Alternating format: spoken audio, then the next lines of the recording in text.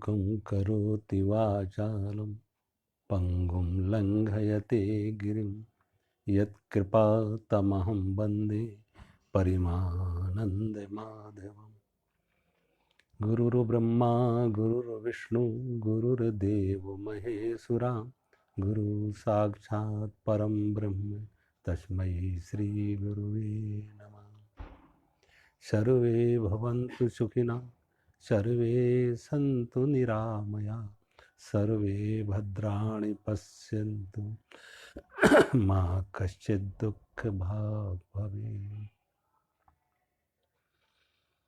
कर्पूरि गौरं करुणावतारं संसारसारं भुजगेन्द्रहारं सदा वसन्तं हृदयारविन्दे भवं भवानी सहितं नमामि। ओम शांति शांति।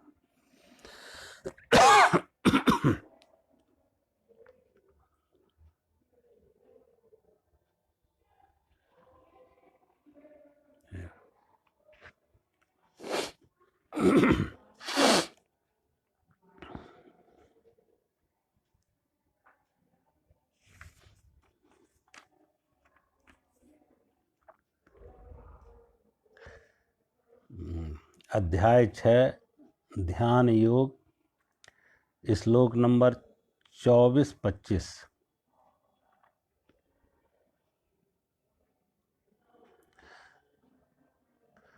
संकल्प प्रभवान कामान त्यक्त्वा सर्वान् अशेषता मनसा एव इंद्रिय ग्रामम विनियम्य समन्तता।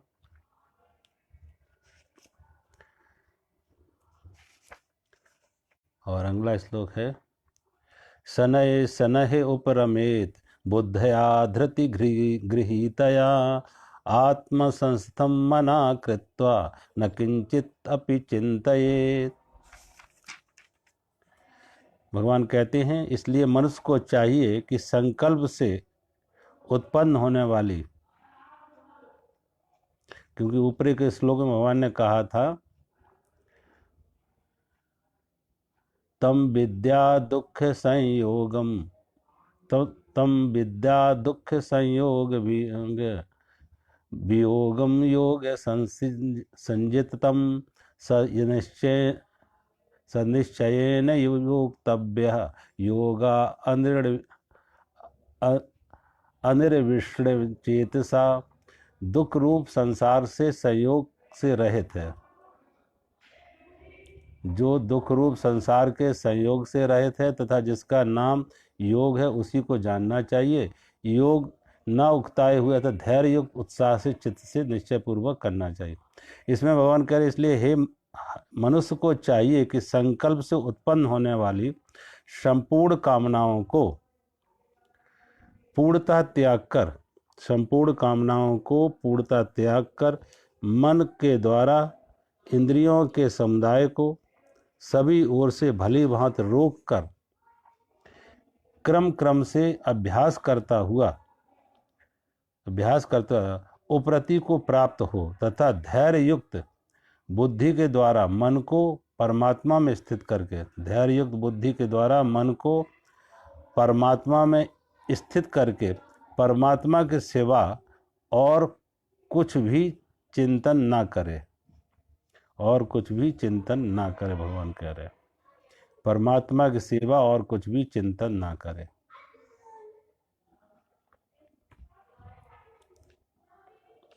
देखो बहुत सी बातें हैं जो लगभग भगवान कई बार दोहरा चुके हैं। अब यहाँ है संकल्प से उत्पन्न होने वाली संपूर्ण कामनाओं को। संकल्प प्रभुवान सर्वान कामान, तो संकल्प से उत्पन्न होने वाली संपूर्ण कामनाओं को और पूर्णतः त्याग कर। जो कामनाएं कैसी होती हैं? संकल्प से उत्पन्न होती हैं और संपूर्ण कामनाओं को त्याग कर।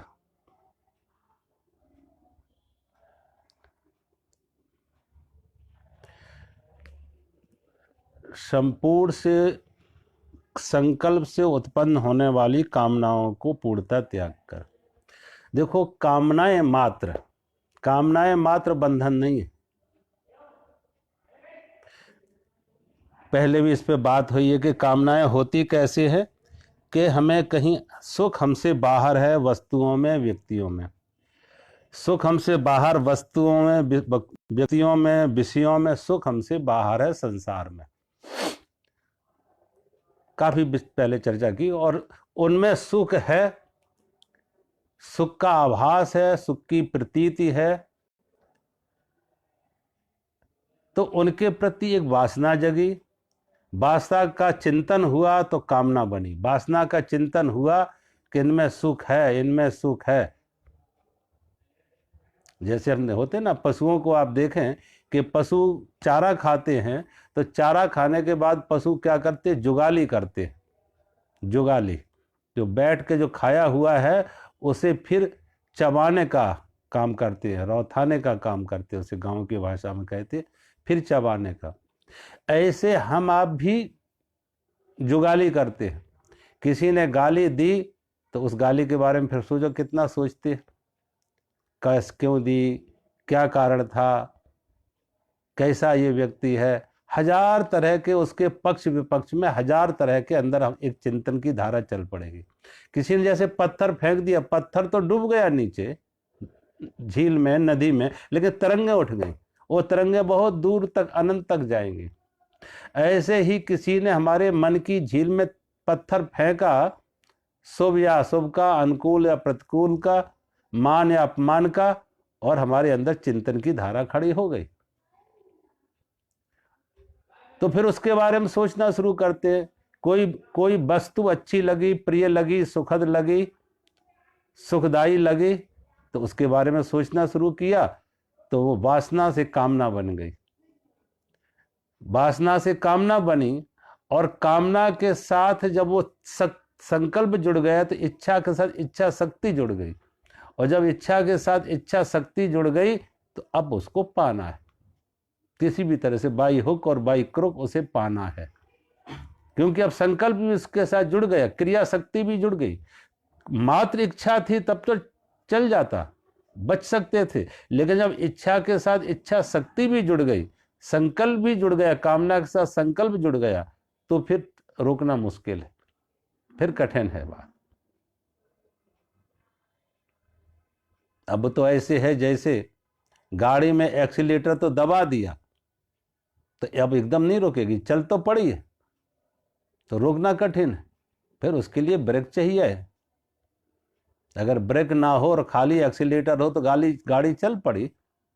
कामना के साथ संकल्प जुड़ा, इच्छा के साथ इच्छा शक्ति जुड़ी, तो कामना को रोकना कठिन है। तो यहाँ कह रहे जिस संकल्प से उत्पन्न होने वाली संपूर्ण कामनाओं को पूर्णतः त्याग कर, तो त्यागी कैसे जाएंगे? आगे के श्लोक भगवान कैसे, उनका त्याग कैसे, जो कामनाओं का त्याग कैसे होगा? अब कामनाओं का त्याग होगा जब उसके साथ तादात्म्य हटा लें। क्योंकि कामनाएं आई, इच्छा आई, इच्छा शक्ति आई। इच्छा और इच्छा शक्ति को पूरा करने के लिए अंदर से विवेक भी है। घोड़ा है, रथ है, रथ और घोड़े दोनों तैयार हैं, लेकिन जिसके हाथ में लगाम है, सारथी, वो सारथी ने जब तक हुक्म ना दे, वो आज्ञा ना दे, वहां से सहयोग ना मिले, तो घोड़े आगे ना बढ़ेंगे, रथ आगे ना बढ़ेगा। तो हमारा शरीर, इंद्रियां तब तक काम ना करेंगी जब तक उनके साथ संकल्प तो जो आया, कामना भी आई, संकल्प भी आया, लेकिन अब सारथी अलग है, सारथी नहीं साथ देगा, तो वो रुक जाएंगे। तो भगवान कहते संकल्प के साथ कामनाओं को रोकना है। संकल्प के साथ, संकल्प से उत्पन्न होने वाली संपूर्ण कामनाओं को, जो कौन सी कामनाएं विशेष रूप से जो हमारे लिए दुखदाई हैं, जिनके साथ संकल्प जुड़ा, इच्छा के साथ इच्छा शक्ति जुड़ी है। अब ऐसे चलते फिरते तमाम कामनाएं आती हैं। बाजार में जाएंगे, हजार तरह की कामना आती है, हजार तरह की वस्तु देखती, वस्तुएं अच्छी लगती हैं, लेकिन जरूरी नहीं है जो जो हमने देखा उसे खरीदना, उसे पाना, खरीदना। उसके लिए कोई, उसे पाने का कोई एक ज्वर हो, वो नहीं होता कि उसके बिना हम सुखी नहीं होंगे।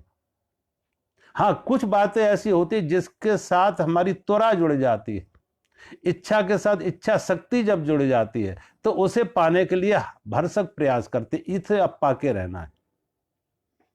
तो वो इच्छाएं खासकर भगवान के इच्छाओं के यहाँ बांट रहे हैं, दो तरह की इच्छाएं, एक संकल्प से रहित इच्छा और एक संकल्प के सहित इच्छा। तो जो संकल्प रहित इच्छा है उसके बाद भगवान नहीं करे, जो संकल्प के सहित इच्छा है, इच्छा भी है, कामना भी है और संकल्प भी है, इच्छा है और इच्छा शक्ति भी है, तो भगवान कहते उसे रोकना है। और कैसे रोकना है? उसे धीरे धीरे संपूर्णतया उसके साथ बुद्धि का, विवेक का सहयोग ना हो। विवेक का सहयोग करने की, विवेक का तादाद, उसके साथ तादाद, विवेक का तादाद में जुड़ जाए, हमारा विवेक का भी तादाद में जुड़ जाए तो क्रिया, जो कामना थी वो क्रिया में परिणत हो जाती, जो इच्छा थी वो क्रिया में परिणत हो जाती है, क्रिया में उतर आता। तो भगवान कहते वहां पे अपने को, उस अपने विवेक को वहां से हटा लो। मन के द्वारा इंद्रियों के समुदाय को सभी ओर से भली भांति रोक कर, और इंद्रिया के द्वारा, मन के द्वारा इंद्रियों के समुदाय को भली प्रकार रोक कर क्रम क्रम से अभ्यास करता हुआ उपरति को प्राप्त, क्रम क्रम से अभ्यास करता, एकदम नहीं। क्योंकि जो एक्सीलेटर दबा दिया, अब एकदम ब्रेक और गाड़ी चल पड़ी है तो एकदम ब्रेक नहीं लगाया जाएगा। एकदम चलती हुई तेज गाड़ी में एकदम ब्रेक लगा दिए तो गाड़ी पलट जाएगी। तो क्रमशः धीरे धीरे ब्रेक को हम धीरे धीरे उसे लगाते, क्योंकि अगर एकदम लगाई तो दुर्घटना की संभावना। तो क्रमशः ऐसे ही अपने इंद्रियों पर और वो अपनी इंद्रियों पर, कामनाओं पर हम ब्रेक लगाते हैं क्रमशः धीरे धीरे, और धीरे धीरे अभ्यास करते करते हमारा मन उन विषयों से, उन व्यक्तियों से, उन वस्तुओं से हटने लगता है। फिर इंद्रियां जो बाहर दौड़ा रही थी, उनकी दौड़ में जरा, उनकी गति में अवरोध आता है, गति रुकती है उनकी।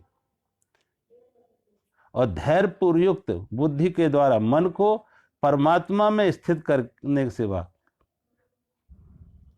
धैर्य युक्त, कल भी आया था, आज भी आया, धैर्य युक्त, धैर्य पूर्वक, धैर्य पूर्वक, एनफ पेशेंस, बहुत धैर्य हो।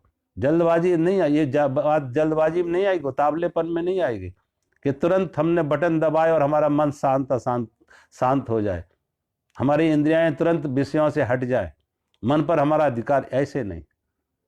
संस्कार बने हैं तो धीरे धीरे, संस्कार तोड़ने होंगे तो धीरे धीरे, गति दी है तो धीरे धीरे, रुकना भी होगा तो धीरे धीरे। एकदम गति भी नहीं पकड़ती, एकदम रुकती भी नहीं है। जब गाड़ी चलानी तो एकदम तेज नहीं होता है, धीरे धीरे तेज होती है, तो धीरे धीरे ही रुकना पड़ेगा। रोकने की गति भी धीरे धीरे होगी, और उसके लिए धैर्य चाहिए। अगर व्यक्ति को धैर्य ना हो तो मुश्किल बात हो जाती है। अधैर्य व्यक्ति कुछ कर नहीं पाता, क्योंकि आज सबसे ज्यादा आज लोगों के सामने कोई समस्या है तो धैर्य का अभाव है, धैर्य नहीं है। क्योंकि अब पहले के लोगों में ज्यादा धैर्य था, कहीं जाना हो तो 10 मील जाना हो, 20 मील जाना हो तो 2-4 घंटे लगते थे, चलने का श्रम करना पड़ता, धैर्य होता था। कुछ भी करना हो समय लगता था, कपड़ा बनाना हो तो समय लगता था, कपड़ा धोना हो तो समय लगता था, भोजन बनाने में समय लगता था। अब पहले जमाने भोजन भी बनाना कितना बड़ा काम था, लकड़ियों को जलाना, लकड़ियां तैयार करना चूल्हे पर, कितना कुछ काम होता था। अब तो कुछ नहीं है, क्योंकि अब तो सब काम बटन से होता, बटन दबाओ काम चालू। तो बटन दबाने से तुरंत काम शुरू हो जाते हैं, उससे व्यक्ति का धीरे धीरे हुआ क्या है, धैर्य खो गया। हर चीज को अधैर्यता पूर्वक कर रहा है, जल्दबाजी में करना चाहता है, जल्दी। मोटरसाइकिल आजकल कारें हैं, तुरंत कहीं पहुंच जाए, हवाई जहाज से तुरंत कहीं पहुंच जाते हैं, कारों से तुरंत कहीं पहुंच जाते हैं। अब जो हर चीज में शीघ्रता आ गई है, जल्दबाजी आ गई है, तुरंत हो जाती है, बटन दबाने से हो जाती हैं, तो व्यक्ति का धैर्य नष्ट होता जा रहा, धैर्य की कमी आ गई। और परमात्मा में यहाँ चलो संसार को बटनों से काम चलाया जा सकता है, पंखा चलाना हो, बटन दबा दो, बिजली जलाना। एक रात्रि को जब रोशनी की व्यवस्था करनी होती थी तो आधा पौन घंटा उसी में लगता था। जो लैंप होते थे, लालटेन होते थे, उसके शीशे को साफ करते थे, उसकी बत्ती को ठीक करते थे, उसमें केरोसिन डालते थे, समय लगता था। अब क्या है कि कुछ नहीं, अंधेरा हुआ और बटन दबाई, रोशनी हो गई। हवा चाहिए, बटन दबाओ, पंखा चलने लगा। तो व्यक्ति का सबसे ज्यादा जो ह्रास हुआ है बुद्धि के स्तर पर, मन के स्तर पर, वो अधैर्य हो जाना, धैर्य खो जाना। अब वहां संसार के लिए तो चलो बटने बन गई हैं, विज्ञान ने कुछ ऐसी सुविधा दे दी, तकनीक ने, टेक्नोलॉजी ने ऐसी सुविधाएं दे दी, लेकिन अंतर जगत के लिए ये बात काम नहीं आएगी। अंतर जगत में भी हम जाएं, कोई बटन दबा दें, सेल्फ रियलाइजेशन हो जाए, गॉड रियलाइजेशन हो जाए, आत्म साक्षात्कार हो जाए, आत्मज्ञान हो जाए, वहां काम नहीं चलेगी। बल्कि लोगों ने उल्टा तरह तरह के कुछ उसके लिए भी केमिकल निकाले। आज तमाम तरह के जो केमिकल्स आते हैं, कोई एलएसडी लेने लगता है, कोई कोई केमिकल लेने लगता है, ड्रग लेने लगते, तो कहते समाधि का अनुभव। वो समाधि का अनुभव नहीं है, वो विक्षिप्तता का अनुभव है, वो सुसुप्ति का अनुभव है। अगर मन से कोई अशांत है, कोई ड्रग लेने लगे, कोई शराब पी ले, तो वो समाधि का अनुभव नहीं है, समाधि का साक्षात्कार नहीं। वो आत्म, वो मूर्छा बढ़ाई जा सकती है किसी दवा से, ड्रग से, किसी एलएसडी से, किसी केमिकल से मूर्छा तो लाई जा सकती है, लेकिन होश नहीं जगाया जा सकता। ऐसा कोई केमिकल नहीं जो होश जगाए, और ध्यान है होश। सुसुप्ति और समाधि में, दोनों में समानता है, दोनों में समानता है। अंतर सिर्फ इस बात का है, होश और बेहोशी का। सुसुप्ति है बेहोशी और समाधि है होश। चेतना अचेतना, कॉन्शसनेस अनकॉन्शसनेस। समाधि में हम कॉन्शसनेस में होते हैं, अवेयर होते हैं, अवेयरनेस होती है, और सुसुप्ति में अवेयरनेस नहीं होती है, अनकॉन्शस होती है। तो अभी तक कोई ऐसी बात, इसलिए आदमी को धैर्य नहीं है। एक बार कहते हैं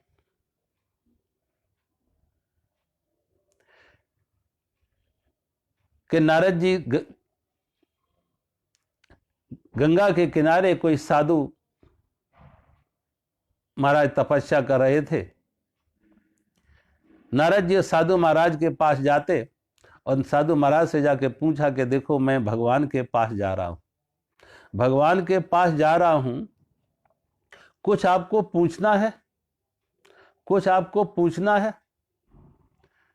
तो साधु महाराज ने कहा भगवान से, नारद जी एक बात पूछना कि भगवान के दर्शन में अभी कितना समय और लगेगा?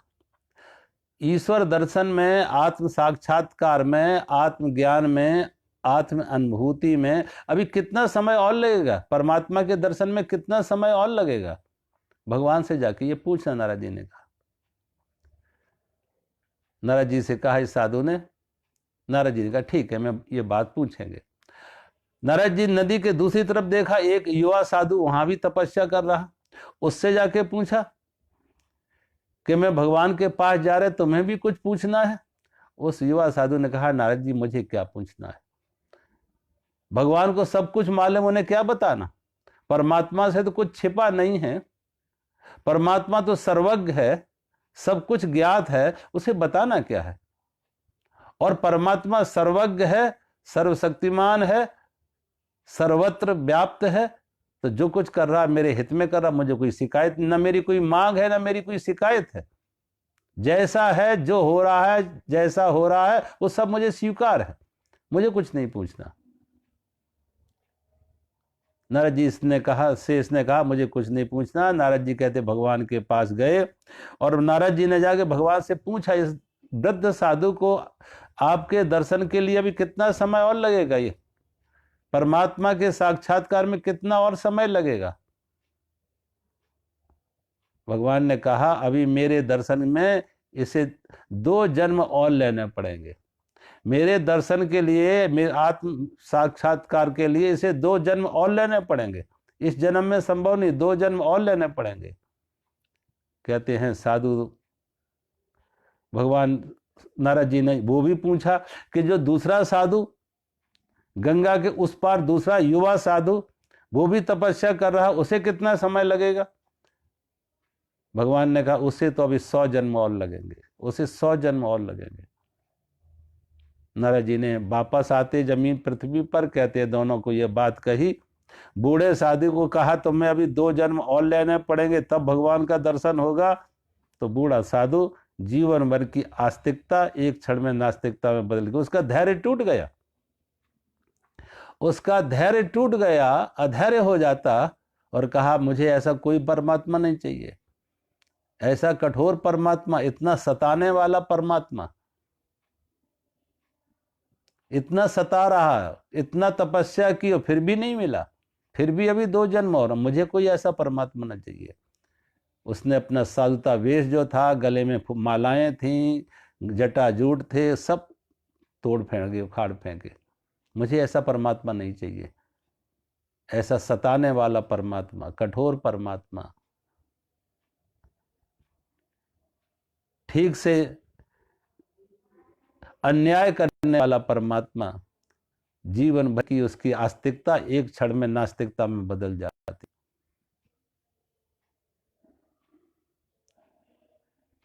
नारद जी उस पार जो नौजवान साधु था उसको भी जाके कहा कि मैंने तुम्हारे बारे में भगवान से पूछा कि तुम्हें परमात्मा के दर्शन में कितना समय लगेगा। तो भगवान ने कहा अभी तुम्हें 100 जन्म और लेने पड़ेंगे।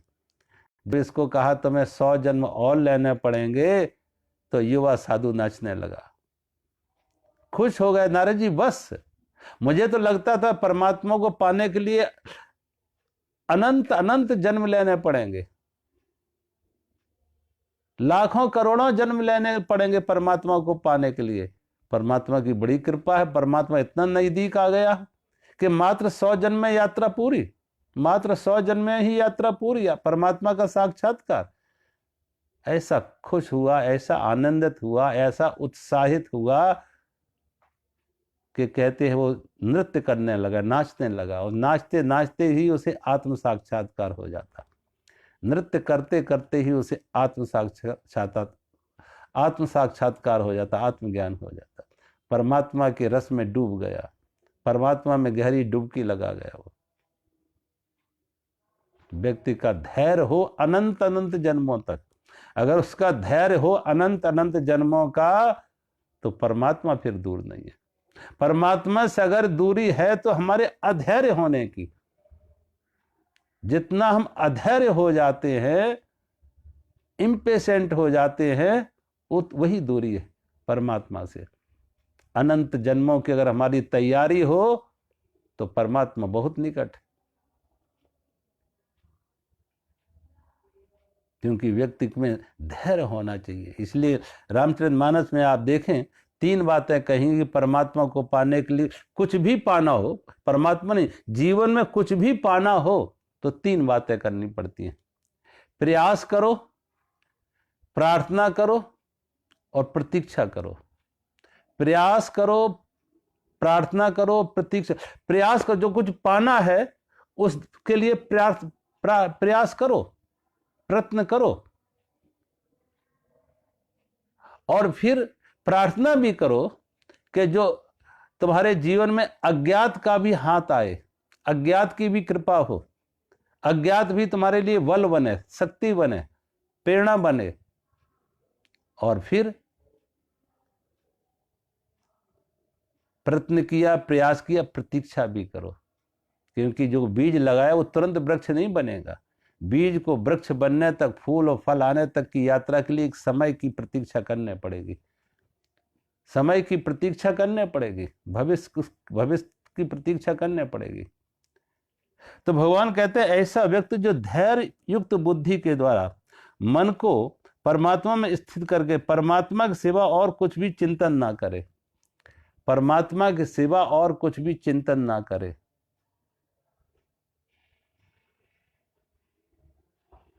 देखो, परमात्मा के सिवा और कुछ चिंतन ना करे। ये परमात्मा का चिंतन क्या है? चिंतन तो प्राय उसका होता है जिसके बारे में हम जानते हो। सोचो, जिसके बारे में हम जानते हो उसके बारे में चिंतन करते हैं। हमने कार देखी है तो कार के बारे में चिंतन करेंगे, उसकी कीमत कितनी है, कौन सी कंपनी की है, कौन सा मॉडल है। तो चिंतन उसका होगा कैसे प्राप्त किया जा सके उसके बारे में, क्योंकि उसके बारे में जानकारी बहुत कुछ अवेलेबल है, उपलब्ध है उसके बारे में जानकारी। कोई मकान बनाना हो तो उसकी जानकारी लेते हैं, उसके बारे में चिंतन करते कैसे इसको पूरा किया जाए। किसी पद पर पहुंचना हो तो उसके पद के बारे में मालूम करेंगे कि उस पद तक पहुंचने के लिए कौन कौन से उपाय हैं, कौन कौन सी सीढ़ियां हैं कि उस पद तक पहुंचाए मुझे, उसके बारे में जानकारी लेंगे। और वो जानकारी जुटाए के फिर उसकी योजना बनाएंगे, उसका चिंतन करेंगे।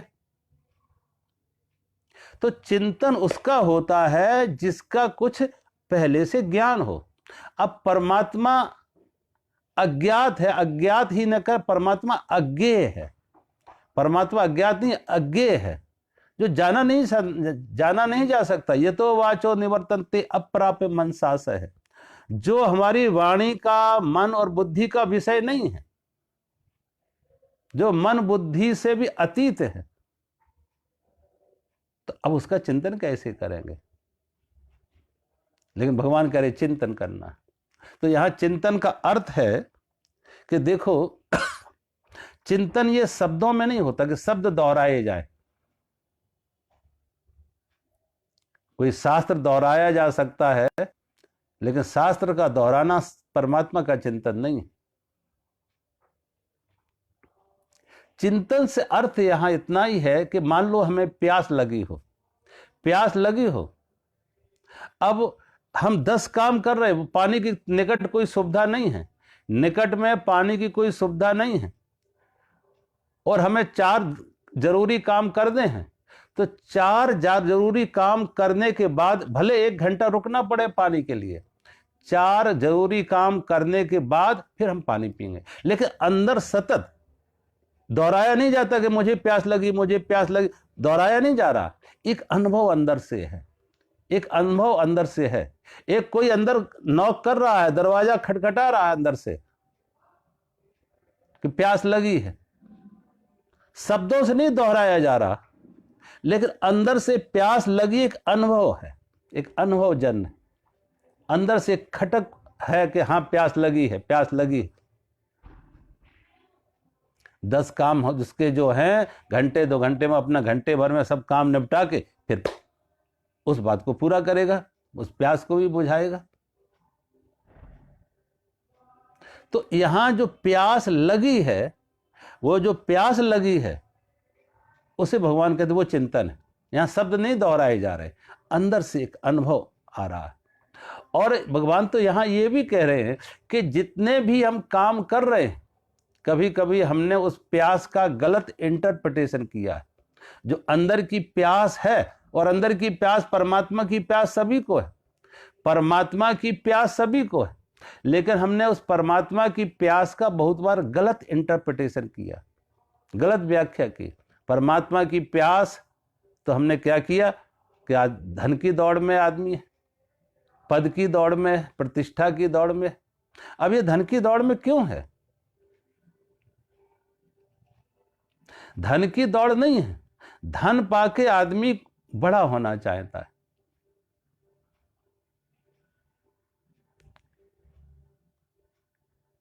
वो कहते हैं धन की दौड़ जो है वो प्रभुता की दौड़ है, प्रभुता की दौड़ है।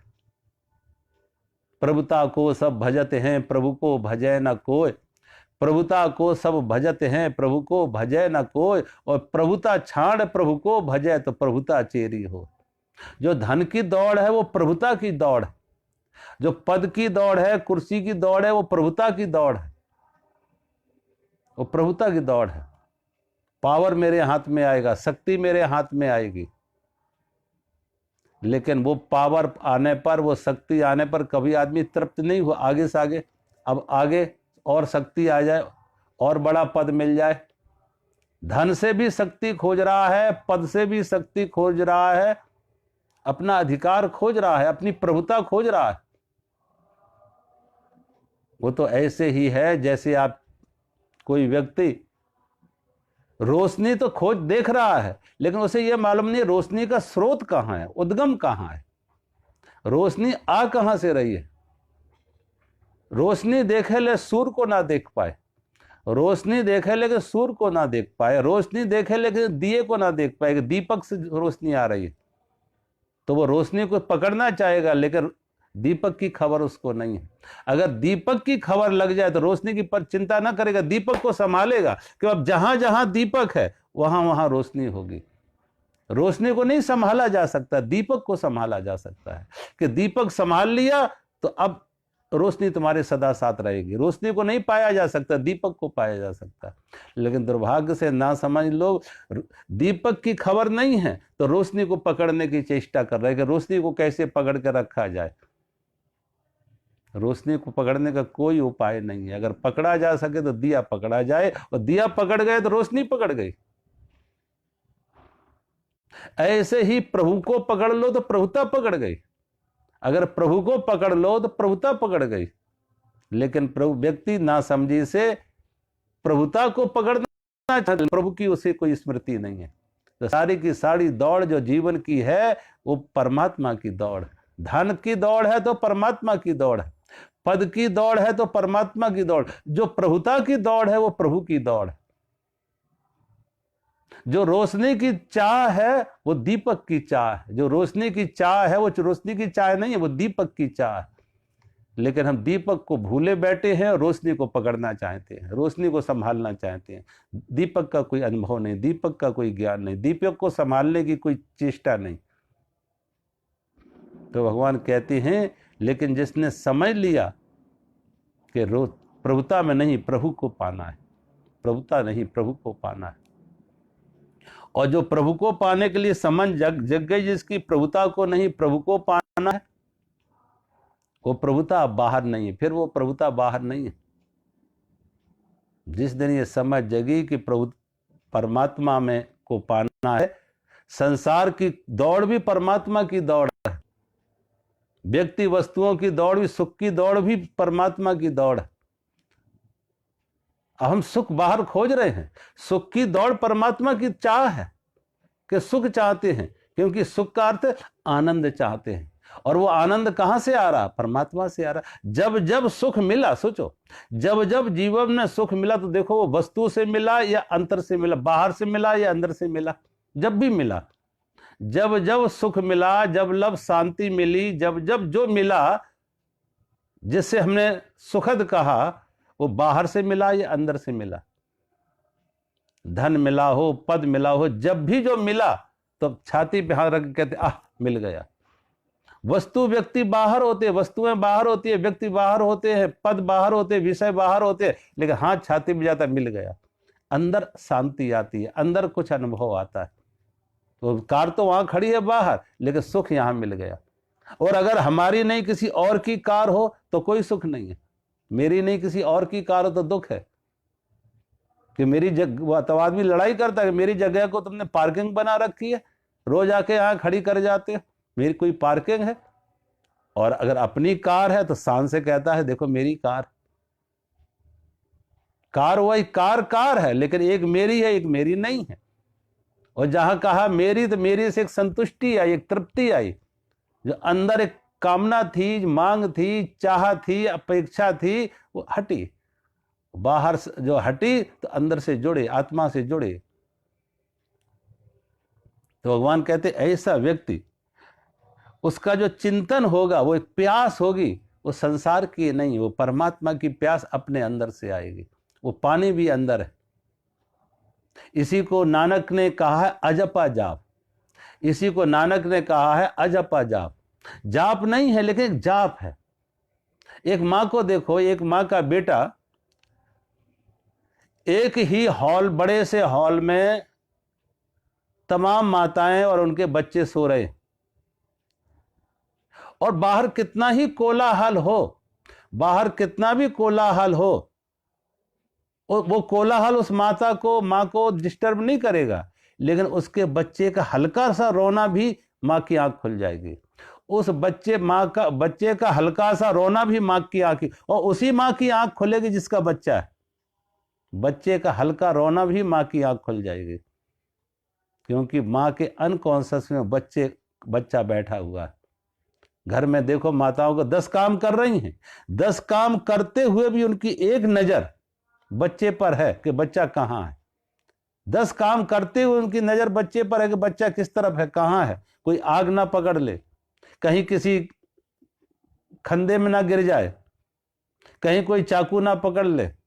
बच्चे के प्रति उस माँ की एक सजगता रहती है, एक होश रहता है। कोई व्यक्ति, किसी व्यक्ति का, मान ले किसी स्त्री का कोई पति परदेश गया हुआ है और पति ने समय दिया कि इस दिन इस तारीख को मैं आएंगे, इस दिन इस तारीख को मैं घर वापस आ रहे। अब वो सुबह से शाम तक वो स्त्री कोई भी दरवाजा खटखटाए, तुरंत उसको ऐसा लगे मेरा पति तो नहीं आ गया। किसी ने भी जाके दरवाजा खटखटाया, दरवाजे पर दस्तक दी, तो तुरंत उसके मन में आएगा मेरा पति तो नहीं आ गया। अब पति का जाप नहीं किया उसने, जाप नहीं चल रहा, पति पति पति कर कोई जाप नहीं चल रहा, लेकिन अजपा जाप है, एक स्मृति है, एक कांस्टेंट रिमेम्बरेंस, सतत उसकी एक स्मृति है। तो भगवान कहते हैं यहां चिंतन से अर्थ है उसकी एक सतत स्मृति, एक अजपा जाप, उस परमात्मा की एक प्यास। और जब उस परमात्मा की एक प्यास होगी तो उस तक पहुंचने की, पाने की एक तीव्रता भी होगी, एक आतुरता भी होगी, एक चाह भी होगी कि कैसे पाया जाए। लेकिन जब तक वो प्यास ही ना हो, वो आतुरता ना हो, एक कांस्टेंट रिमेम्बरेंस ना हो,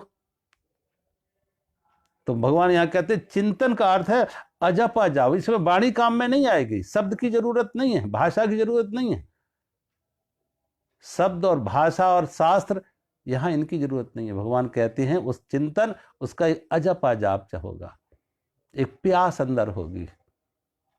तो जो धन की प्यास है, और ऐसे व्यक्ति को समझ आ गया, ज्ञान आ गया, होश आ गया। क्यों? कि प्रभुता को अगर पाना है तो प्रभु को पाना पड़ेगा। रोशनी अगर चाहिए तो दिए को संभालना है, रोशनी अगर चाहिए तो दिए को संभालना है। रोशनी की परवाह छोड़ दो, दिए को संभाल लो, रोशनी उसके साथ है। और प्रभुता पानी है तो धन में नहीं, पद में नहीं, प्रभु को सब संभाल लो। प्रभुता को सब भजते हैं, प्रभु को भजे न कोई। और प्रभुता छाड़ है, प्रभु को भजो तो प्रभुता चेरी हो, तो प्रभुता चेरी हो। प्रभुता भी तुम्हारी चेरी हो जाएगी, गुलाम हो जाएगी, दासी बन जाएगी।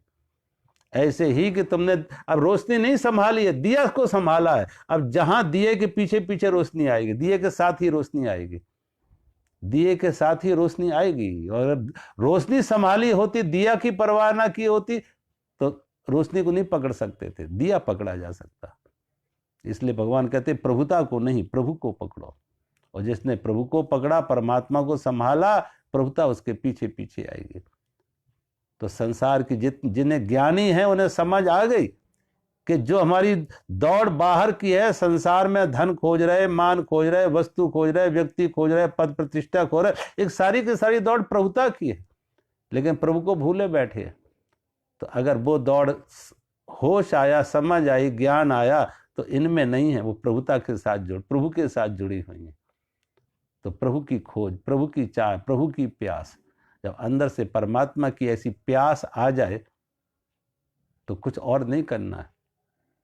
प्यास अंदर आए, फिर कुछ करना, कहना, बताना पड़ेगा कि कोई दूसरा बताएगा कि पानी पी लो?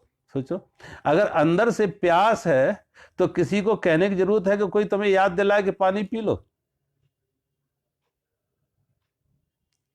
किसी को याद दिलाने की जरूरत नहीं है, किसी उपदेश की जरूरत नहीं है, किसी गुरु की जरूरत नहीं है कि कोई तुम्हें बताए पानी पी लो। प्यास अंदर है तो तुम खुद खोज लोगे पानी और पियोगे, अपनी प्यास बुझाना चाहोगे। ऐसी ही जिस दिन वो प्यास जग जाए परमात्मा की, जिस दिन वो प्यास जग जाए अपने अंतर में परमात्मा की, तो फिर परमात्मा की प्यास को बुझाने के लिए आप पूरी आतुरता दिखाएंगे। जब तक प्यास नहीं लगी है तभी तक ये बातें होती। कोई कहता है, कोई गर्मी के दिन थे, राजस्थान में की घटना, गर्मी के दिन स्टेशन से कोई जा रहा था और प्रायः लोग ऐसे स्टेशनों पे क्या होता है, पानी पिलाने वाले पानी बेचते हैं, आके गांव के बच्चे आ जाते हैं, गरीब लोग आ जाते हैं, तो पानी का गिलास बेचते हैं। तो जो पानी का गिलास बेच रहा था वो 50 पैसे का एक गिलास दे रहा था, 50 नए पैसे का, 50 पैसे का एक गिलास दे रहा था। तो उसने पूछा कितने गिलास, उसने कहा 50 पैसे का। जब उसने कहा 50 पैसे का, तो जो खरीद रहा था उसने कहा 25 पैसे का नहीं दोगे? उसने कहा 25 पैसे का नहीं दोगे। उस पानी वाले ने उसकी बात को सुना अनसुना किया। उस पानी वाले ने उसकी बात को सुना अनसुना किया। उसने कहा इसका मतलब है तुम्हें प्यास नहीं लगी, इसका मतलब ही यही है कि तुम्हें प्यास नहीं लगी है। और जैसे प्यास लगी हो, वो 50 पैसा और 25 पैसे की बात सोचेगा। सोचो, मोल भाव करेगा पानी के लिए, मोल भाव करेगा कि 50 का नहीं 25 का दे दो। इसका मतलब है तुम्हें प्यास नहीं लगी। जब प्यास लगी हो तो फिर किसी से पूछोगे नहीं, 50 और 25 पैसा नहीं देखोगे, पानी नहीं पियोगे।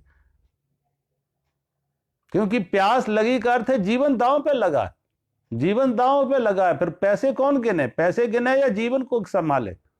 सोचो, आग लगी हो, अगर हमें दिख गई कि आग लगी हो, घर में आग लगी है, तो वो कोई पूछने जाएगा कि घर से बाहर कब निकले? किसी पंडित से पूछने जाएगा कि घर से बाहर कब निकले, आग लगी हो? कौन से मुहूर्त में निकले, कौन सी तारीख को निकले, कौन सा शुभ मुहूर्त है? सोचो, ये शुभ मुहूर्त तभी तक आते हैं, पंडितों के पत्रा तभी तक आते हैं जब तक आग का अनुभव नहीं है, आग का ज्ञान है कि आग लगी।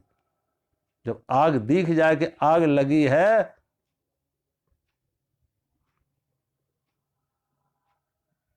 कोई सज्जन एक दिन पूछने लगे कि गुरु मंत्र लेने का कौन सा दिन ठीक होता है। कोई सज्जन पूछ रहे थे कि गुरु मंत्र लेने का कौन सा दिन ठीक होता है। मैंने कहा कभी ये बात डॉक्टर से पूछिए कि कौन सा दिन दवाई लेने आए, जो दिन शुभ हो उस दिन दवाई लेने आए। कभी डॉक्टर से पूछा? बीमार हो व्यक्ति तो पहले पंडित से जाके पत्रा में निकालेगा मुहूर्त समय। इसका अर्थ अगर पंडित से पत्रा दिखाने जा रहा है, इसका अर्थ है उसे बीमारी का अनुभव नहीं है, बीमारी का ज्ञान नहीं, बीमारी की पीड़ा नहीं है। अगर बीमारी की पीड़ा हो तो फिर पंडित से नहीं, वो डॉक्टर के पास जाएगा, मुहूर्त नहीं देखेगा, दवा लेगा, मुहूर्त नहीं निकालेगा।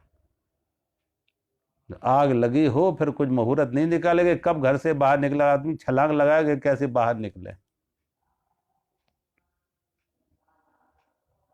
भगवान कहते हैं बस वो प्यास आ जाए और ऐसा व्यक्ति फिर कुछ भी चिंतन ना करे, कुछ चिंतन होगा ही नहीं।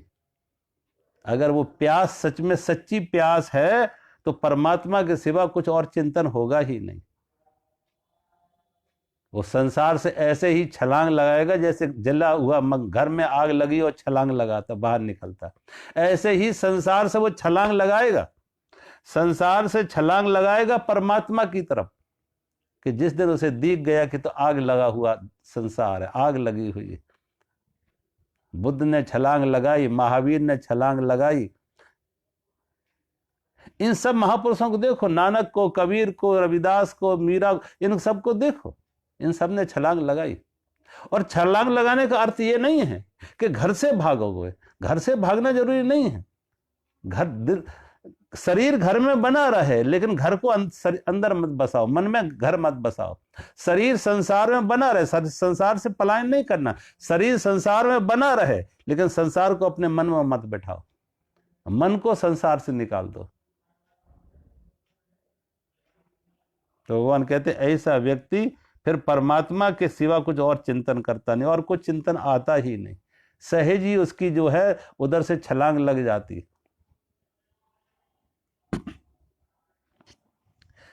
अगला श्लोक है,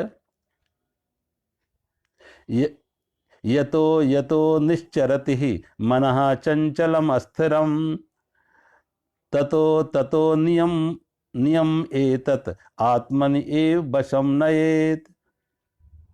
भगवान कहते परंतु जिसका मन बस में नहीं हुआ है, जिसका मन बस में नहीं हुआ हो, उसको चाहिए कि ये स्थिर न रहने वाला और चंचल मन जिस जिस शब्द आदि विषय के निमित्त से संसार में विचरता है, उस विषय से रोक कर यानी हटाकर इसे बार बार परमात्मा में ही निरुद्ध करे।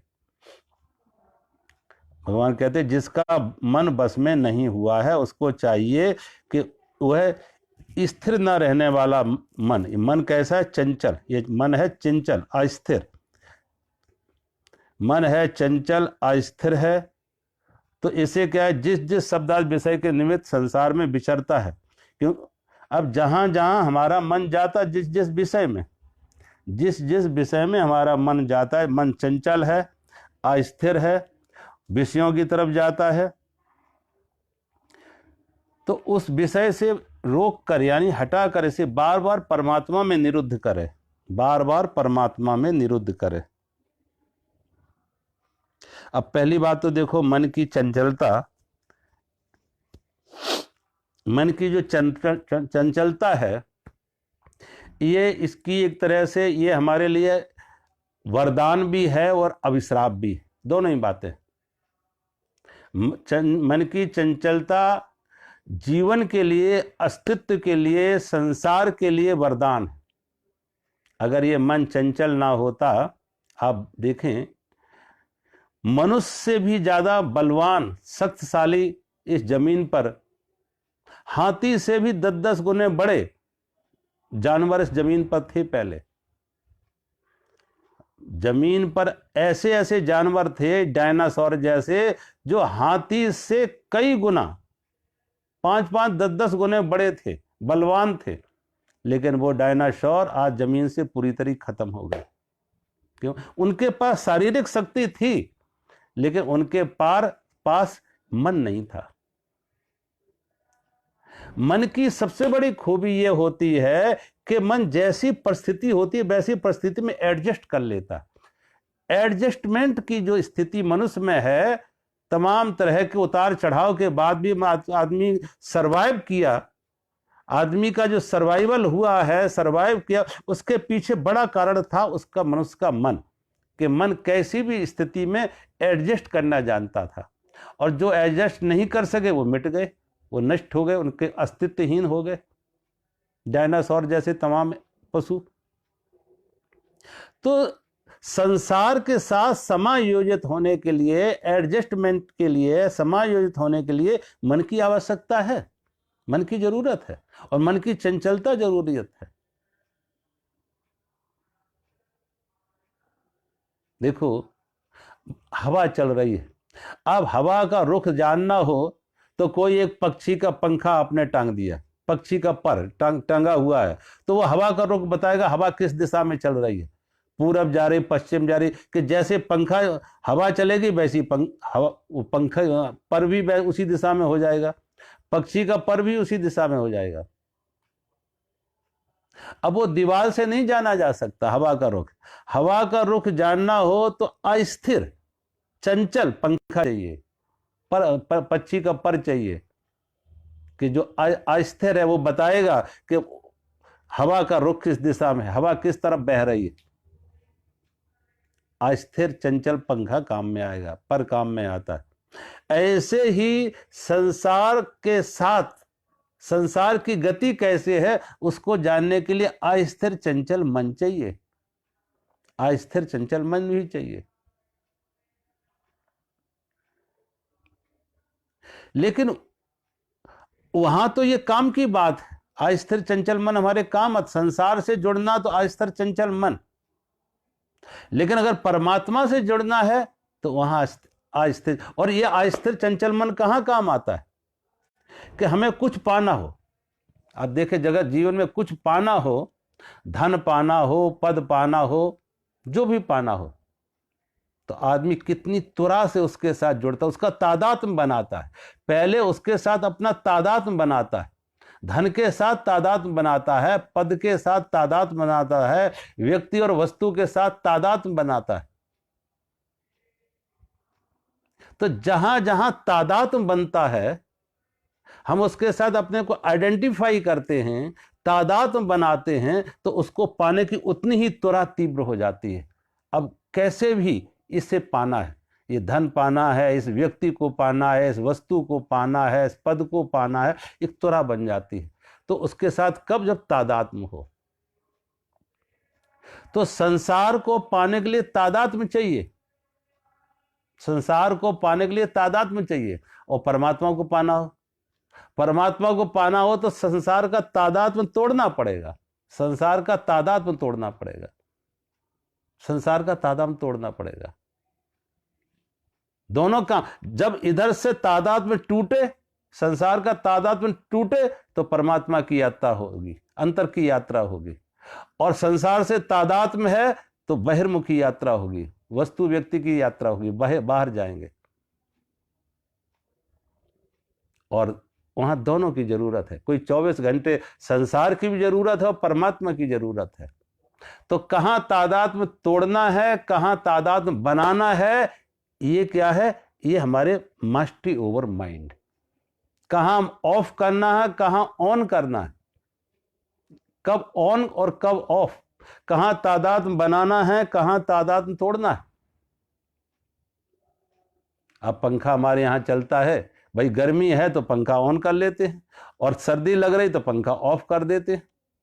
अगर एक ही स्थिति हो कि ऑन करे तो ऑफ ना हो, तो बात नहीं बनती। अगर ऑफ ना हो तो जो सुख बना था वो दुख हो गया।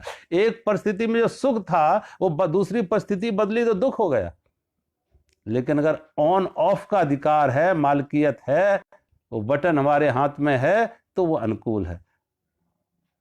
पैर हमारे हैं और पैर की अपनी मालकियत हो। पैर को हम जब चाहते कहीं जाना हो तो पैरों का उपयोग करते हैं कहीं जाने के लिए, और कहीं नहीं जाना हो तो पैरों को रोकते हैं विश्राम के लिए। पैर हैं, पैर पर हमारी मालकियत है कि हमें कहीं जाना हो तो पैरों का उपयोग करते हैं जाने के लिए, और कहीं नहीं जाना है तो पैरों का ही उपयोग करते हैं विश्राम के लिए। लेकिन पैर अपने खुद मालिक हो जाए, हम तो नहीं जाना चाहते, लेकिन पैर हमें जबरदस्ती लेके जा रहे हैं। हम ना जाना चाहें लेकिन पैर अगर लेके जा रहे हैं, तो ऐसा आदमी तो विक्षिप्त हो जाएगा, उसे कहेंगे तो पागल हो गया। और हम जाना चाहते हैं लेकिन पैर लेके नहीं जाना चाहते, कहीं आग लगी है और हम दौड़ना चाहते हैं लेकिन पैर इनकार कर रहे कि हम नहीं जाएंगे, तब तो व्यक्ति दुर्घटना का शिकार हो जाएगा। तो पैर पर अगर हमारी मालकियत है कि कहां इसका उपयोग, कहां उपयोग नहीं, कहां काम लेना है, कहां काम ना लेना, कहां गति देना है, कहां विश्राम देना। अब कार में आप देखें, एक कार में एक्सीलेटर भी होता और ब्रेक होता। कार में एक्सीलेटर भी है, ब्रेक है। और ये भी देखो कि एक जो पैर एक्सीलेटर पर रखा जाता है वही पैर ब्रेक पर रखा जाता है, क्योंकि जब एक्सीलेटर पर रखना है तो ब्रेक से हटा लिया, और अगर ब्रेक पर रखना है तो वही पैर को एक्सीलेटर पे लगा दिया, ब्रेक पे लगा दिया एक्सीलेटर से हटा के। अगर दोनों पैरों का उपयोग करने लगे कि एक से हम एक्सीलेटर भी दबा रहे, दूसरे से ब्रेक भी लगा रहे, तो परिणाम क्या होगा? दुर्घटना। सोचो। तो भगवान कहते हैं हमारे अंदर दोनों ही स्थिति में आएंगे हम, कि दोनों स्थिति में परमात्मा को कैसे निरुद्ध करना है, उस विषय से रोक कर यानी हटाकर।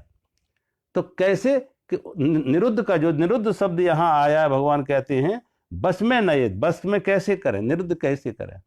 तो वहां पे अपनी बुद्धि से विवेक को हम क्या करते हैं, अब इसे कहां एक्सीलेटर की जरूरत है, कहां ब्रेक की जरूरत है, तो उसी पैर को एक्सीलेटर से हटा के ब्रेक पे ले आते, तो गाड़ी रुक जाती है। एक ही हो, अगर एक ब्रेक है तो एक्सीलेटर ना हो, एक्सीलेटर है तो ब्रेक ना हो, तो गाड़ी कहीं नहीं जाएगी। एक्सीलेटर है तो गाड़ी जहां रोकना चाहो रुकेगी नहीं, तो भी तुम नहीं चला सकते सड़क पर। और ब्रेक है, एक्सीलेटर नहीं, तो गाड़ी चलेगी ही नहीं, जहां खड़ी वहीं खड़ी रहेगी। गाड़ी सड़क पर तभी तुम्हें मंजिल अपने मुकाम पर पहुंचाएगी, मंजिल पर पहुंचाएगी, जब ब्रेक और एक्सीलेटर दोनों काम कर रहे हो। ऐसे ही भगवान कहते हैं ये यात्रा में दोनों चाहिए, कि कहाँ तादाद संसार की तरफ लेके जाएगा और परमात्मा की तरफ हो तो तादाद में तोड़ना पड़ेगा, संसार का तादाद में तोड़ना पड़ेगा, मन बुद्धि इंद्रियाओं से तादाद को हटाना पड़ेगा। और मन बुद्धि इंद्रियाओं से हमारा तादात्म हटेगा तो अंतर्मुखी होगी, हमारी परमात्मा में होगी यात्रा। और ऐसा व्यक्ति भगवान कहते हैं वो उसने अपने मन को निरुद्ध किया, परमात्मा में ही निरुद्ध किया, उसका मन पर उसका अधिकार है। अब मन पर उसका अधिकार है, अगर ऐसा व्यक्ति, भगवान कहते ऐसा व्यक्ति, उसी को भगवान कहते वो योगी है। वो योगी है जिसने मन पर अपना अधिकार रखा है, मास्टरी ओवर माइंड, वो योगी है।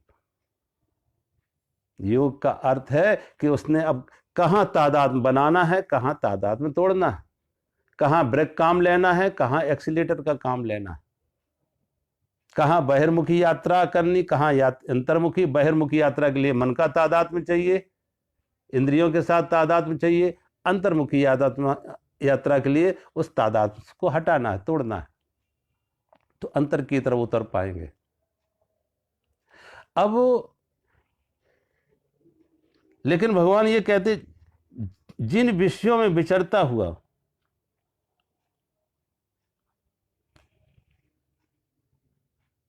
तो विषयों से जब हटेगा, क्योंकि जिस समझ में आ जाती कि इनमें सुख नहीं है, वस्तुओं में व्यक्तियों में सुख नहीं है, वहां से मन सहज हटने लगता।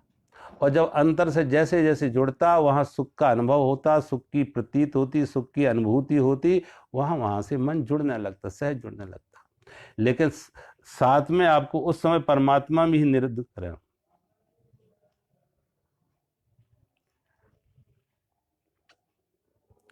आप देखें, व्यक्ति का जो अहंकार है, वो अहंकार व्यक्ति को बहुत उलझाएगा, क्योंकि जिस तरीके से हमारे मन की अवस्था बदल जाती है, ऐसे ही संसार की तरफ।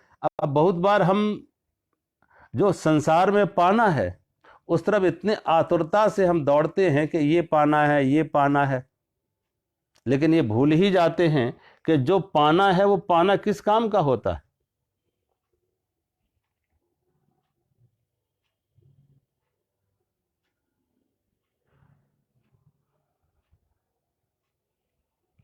जो पाना है, भगवान कहते वो पाना भी किस बात का होता?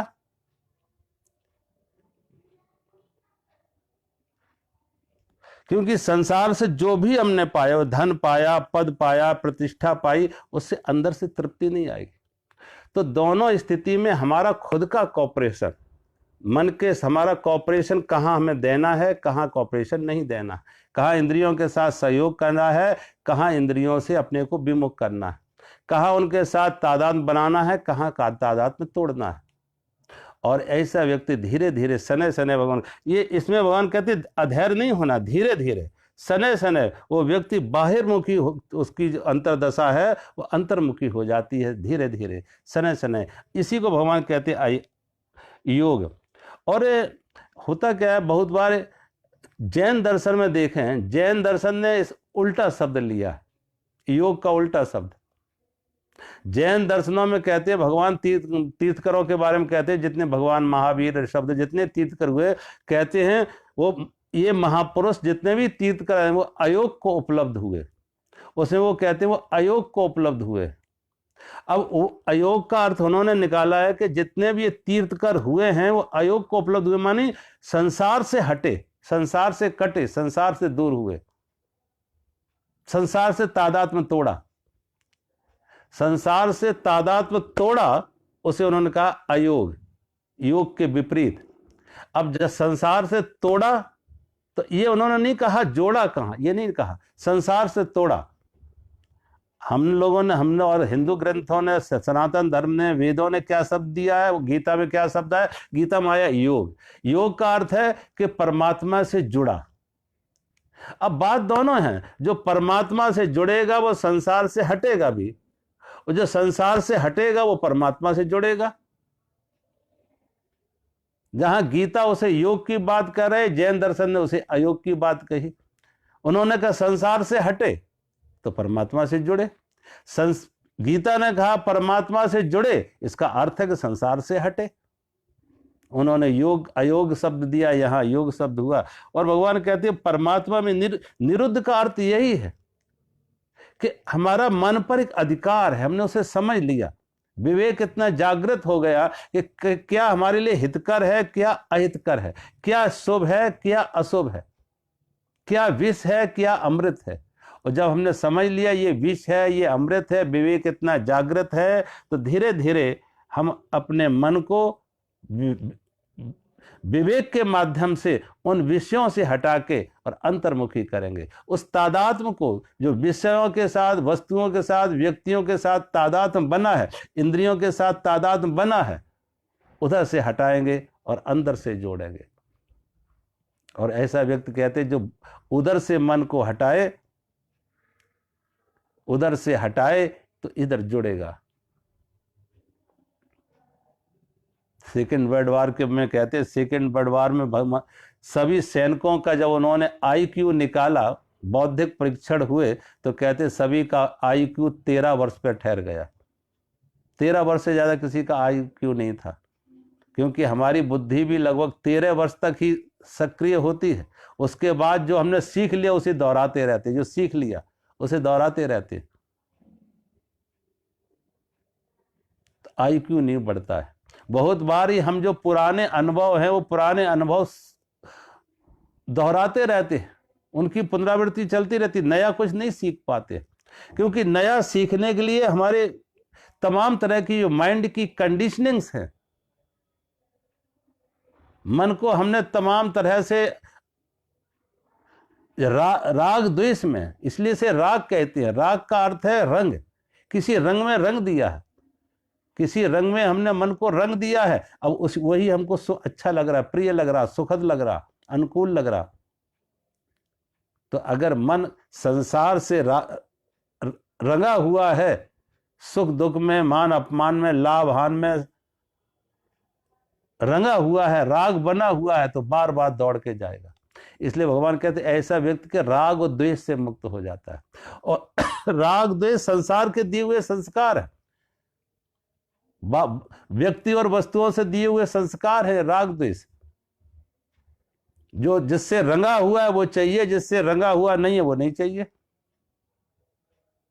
जिसके प्रति राग बना है, धन के प्रति, व्यक्ति के प्रति, वस्तुओं को, जिनके प्रति राग बना है, उनसे हमारा मन रंग गया है, अब वो हमें चाहिए। अब जिनके प्रति राग नहीं है, वो उनके प्रति द्वेष आ जाए तो वो नहीं चाहिए। उनमें सुख है, उनसे अलग उनमें सुख नहीं है। ये भी भगवान कहते क्या है, हमने अपने मन में ये संस्कार डाल रखे, तो धीरे धीरे उन राग द्वेष से मुक्त होता है, तादात्म्य से मुक्त होता है। और जब तादात्म्य से मुक्त होता है तो उसके हाथ में निर्णय होता है कि कहाँ ब्रेक, कहाँ एक्सीलेटर, कहाँ तादात्म्य बनाकर। संसार चाहिए तो तादात्म्य बनाना होगा, और परमात्मा चाहिए तादात्म्य तोड़ना पड़ेगा। आज मैं यहीं विराम देते हैं। मेरा सभी को प्रणाम। हरि ओम।